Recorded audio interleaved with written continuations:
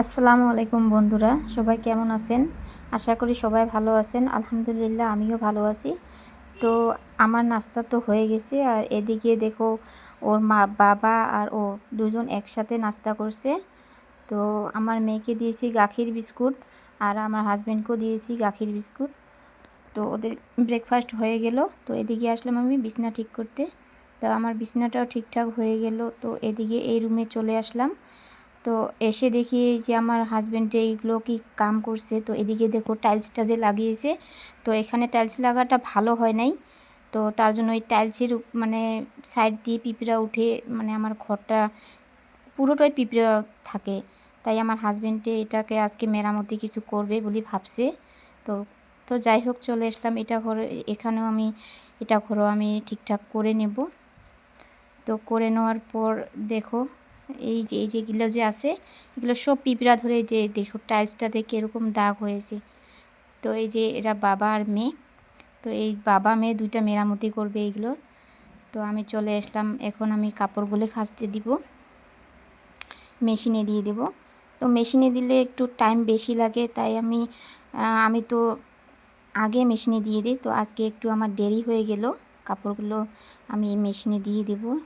তো এখানে মেশিনে কাপড় ধোয়া হতে হতে আমি আরও আমার টুকিটাকি কাজ আছে, তো সেগুলো আমি সেরে নিব। তো সেরে নেওয়ার পর তো জানোই আমরা 10টায় বাড়ির থেকে বেরোই। তো বেরার পরে দেখো আমি এখন টোটো করে আমার বাবার বাড়ি যাচ্ছি।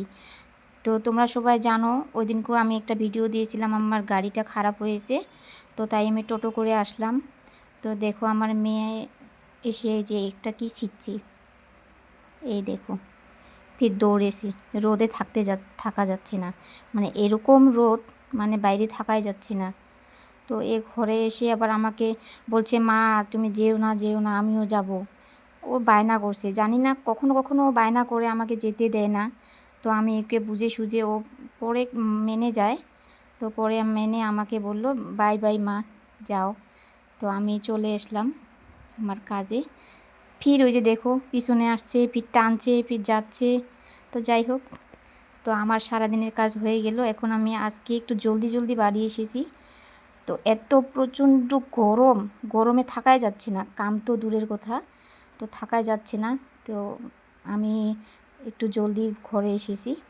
তো ঘরে এসে আমার হাজব্যান্ড একটু লেজি, তো ওর অল্প দেরি হয়। তো আমি ওকে বলছি, জলদি খোলো জলদি খোলো, থাকা যাচ্ছে না। তো ওটা খুললো।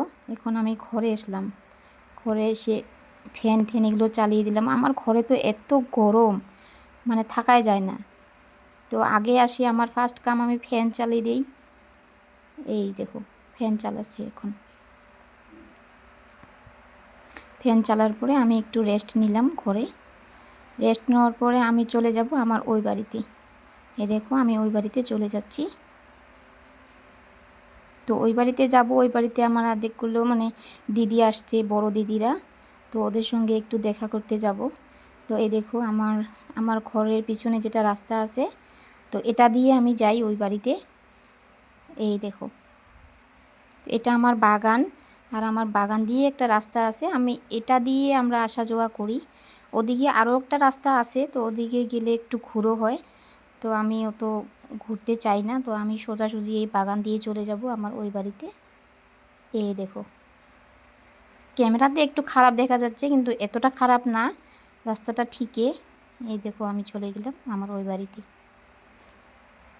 এই দেখো বাড়ি পেয়ে গেলাম। তো যাই হোক, ওখানে যেয়ে দিদিদেরকে নিয়ে আমার বাড়ি চলে আসলাম, চা নাস্তা করলাম। তো তারপরে আমি চলে আসছি রান্নাঘরে। তো ভাত রাঁধছি, আর এই যে মাছ, তো দিদিরা বলছে মাছ খাবে, তো একটু মাছ আনছে। তো এটা অনেকখানা মাছ আছে, তো আমি এখানে মাছগুলোকে ভাজবো। তো এদিকে আমি কড়াই বসিয়ে দিছি, আর এই দেখো কড়াই বসিয়ে দিছি আর তেলও দিয়ে দিচ্ছি। তো এগুলো আমি এখন ভাজবো। ওদিকে আমার মেয়েকে দিয়েছি একটা ড্রয়িংয়ের বই দিয়েছি, যে তুই এখানে ড্রয়িং কর, আমি রান্নাটা করে নিই। তো ও দেখো ড্রয়িং করা বাদ দিয়ে একটা বিস্কুটের প্যাকেট নিয়ে খাচ্ছে, আর আমাকে দেখে কীরকম হাসছে। এ দেখো আমার ঘরের অবস্থা সব এলোমেলো হয়ে আছে।